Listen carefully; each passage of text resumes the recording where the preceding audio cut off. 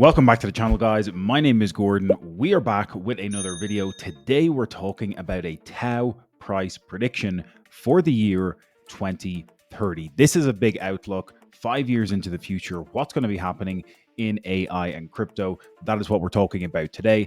As always, if you enjoy the content, please make sure to smash that thumbs up button below, hit subscribe, hit that bell notification icon, and you've got a completely free copy of The Rise of Bitcoin waiting for you. Grab that in the description now, and let's talk about TAO. Okay, guys, jumping straight into it. Obviously, if we're thinking about a 5-year outlook all the way to 2030, we're taking a bit of a bigger picture approach with today's video, but I do have a very specific price target in mind for the end of 2030 that I do think is realistic based on the potential that TAO has. And given that we're taking that kind of bigger picture outlook, we have to think about what are the real differentiators with TAO, what makes it different from other protocols, what are the alignments with the different incentive mechanisms that underpin the protocol itself. And Yuma Consensus is one of those big differentiators. So what is the Yuma Consensus? That is a good question. I did a deeper dive video on this on the channel last week. You can check it out for yourself.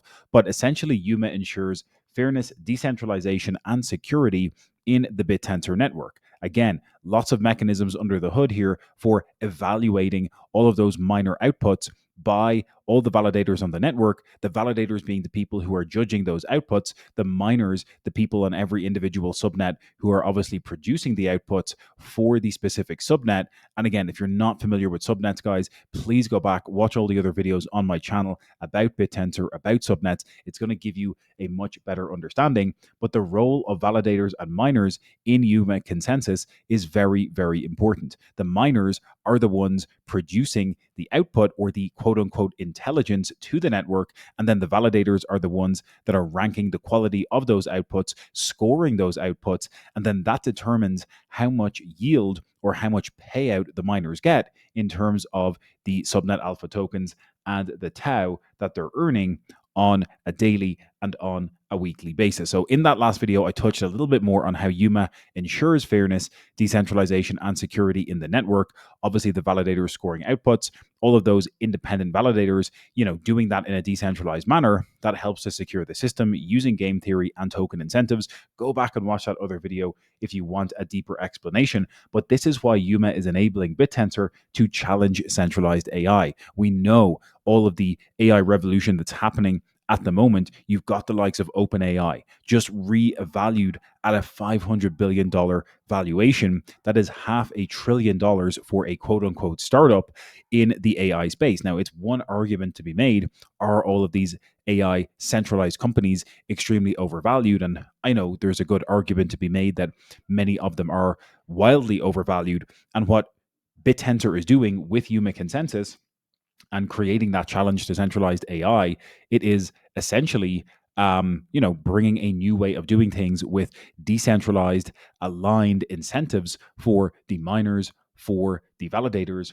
And that is ultimately the heart of what Yuma Consensus is. And for me, the Yuma Consensus mechanism is a big part of what is going to help Bittensor scale here over the coming years as we move towards 2030. I broke down this graph on a separate video as well, on multiple videos in the past. If you're not familiar with how the DTAO subnet alpha token mechanism works, again, go back and watch other videos. But 41% of the emissions get paid out to miners, 41% goes to validators, and 18% goes to the subnet owners. And again, this is part of the fairness, decentralization, and security of the Yuma Consensus mechanism. So the role of validators and miners is extremely important. And like I said, this entire consensus mechanism is enabling Bittensor to challenge centralized AI. Okay, what are we talking about when we look towards the year 2030? Well, we know we have a blueprint with what Bitcoin was able to do in terms of its growth trajectory over the past 17 or so years. Again, Bitcoin was able to leverage the power of scaling through Metcalfe's law. And I've touched on this in previous videos as well, guys. But Bitcoin has been able to use Metcalfe's law to scale its growth trajectory.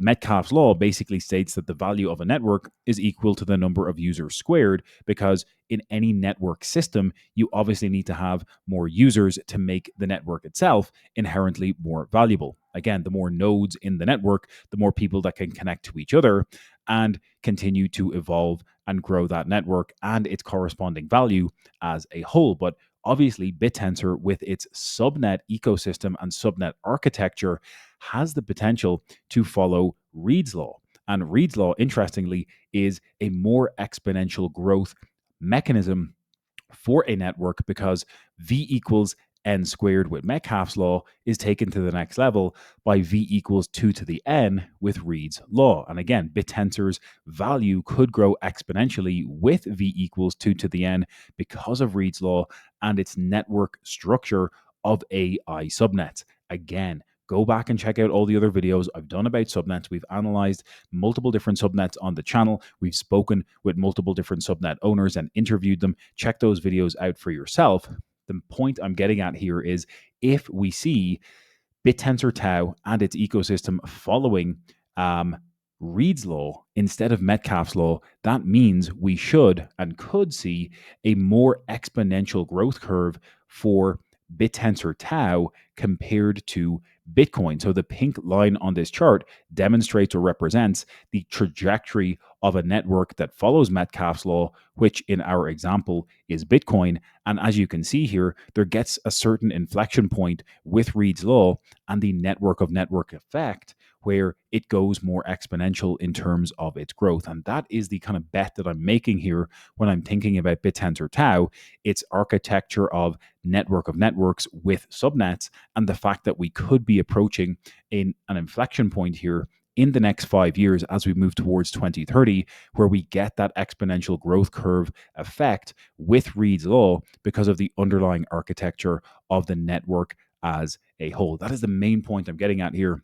And we've heard other analysts talk about this in the Bittensor TAO space. Again, Contango had this very good presentation, understanding how all of these different major corporations reached a $1 trillion market cap. And again, you saw Microsoft take about 44 years to hit a $1 trillion market cap. Apple took about 42 years. Amazon took that to the next level, almost half the time it took Microsoft to get to a $1 trillion market cap. Amazon did it in 24 years. Google did it in 21 years. Bitcoin did it in 12 years. And coming back to the point I'm making here, if Bitcoin was able to get to a $1 trillion market cap in a 12-year period, and we are working off of an assumption that TAO could follow Reed's law, that means we should see a slightly more exponential growth curve for TAO, and therefore it could get to a $1 trillion market cap in a shorter time frame compared to Bitcoin. Again, nobody knows exactly what's going to happen. Nothing in this video is financial advice, but I'm speculating here and pointing out the fact that we could see Bittensor getting to a $1 trillion market cap in about a 10-year time frame. Okay, 10 years to reach $1 trillion market cap. The first block being on January 3rd, 2021. That gets you to January 3rd, 2031. So right at the end of 2030, I'm kind of bending the rules here with the title of this video, but this 5-year outlook from now towards the end of 2030, because we're pretty much at the end of 2025 here, would mean we could be seeing a potential TAO price up at around 60,000 US dollars per token. Remember, we're going to see more and more TAO tokens entering circulation. We have 7,200 TAO tokens entering circulation every single day at this moment in time. We have the first halving happening for TAO in just over 2 months. It's scheduled to happen around December 11th, 2025. We're going to see the block reward get cut in half for TAO over the next couple of months. This block reward is going to reduce to 3,600 per day. That means that we're going to see less TAO entering circulation every day, but obviously we're going to see that continuing to increase as we move towards 2030 and 2031. So the estimate is that we're going to have, roughly speaking, about 16 million or 16.5 million TAO in circulation by the very end of 2030. And Again, I did another rough calculation here: 16.5 million TAO in circulation by the beginning of 2031, 1 trillion market cap for TAO divided by those 16.5 million TAO tokens in circulation. That gets us to that $60,000 price target that we've been talking about in this video.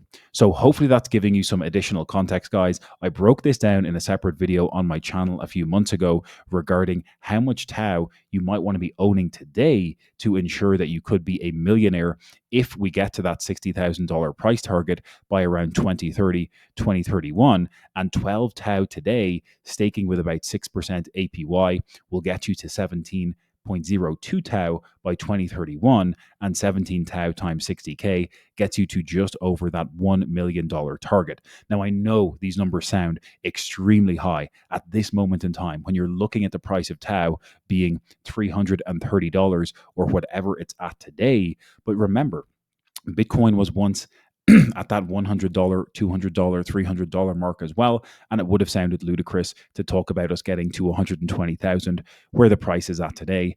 So look, take this with a pinch of salt. It is not financial advice. I'm using Reed's law and comparing it to Metcalfe's law as a mechanism for understanding how TAO could possibly follow that exponential growth trajectory over the next few years. We've obviously had a very good start with this 4-year window from 2021 through 2025, getting up to this $330 price point. The TAO emission schedule is a bit more aggressive as well, and that might play in its favor for ultimately getting to that $1 trillion market cap as well. We know that one block is happening every 12 seconds for TAO versus every 12 minutes compared to Bitcoin. The artificial intelligence revolution is not slowing down, in my opinion, and I think TAO is poised and positioned to capitalize on that revolution over the next 5 years. That is it for today's video, guys. As always, I hope you enjoyed the content. Please make sure to smash that thumbs up button below. Let's just take 3 seconds right now. It's under my finger. Smash that thumbs up button here on YouTube. I would really appreciate it. Let me know in the comments below, what do you think the price of TAO is going to be by 2030? That is a 5-year time frame. Lots can happen over the next 5 years in the world of artificial intelligence and blockchain technology. I want to hear your comments below. Drop a thumbs up on the video. Make sure to subscribe, hit the bell notification icon as well, and don't forget to grab your copy of The Rise of Bitcoin. It's waiting for you in the description. Grab it now, and we'll catch you in the next one.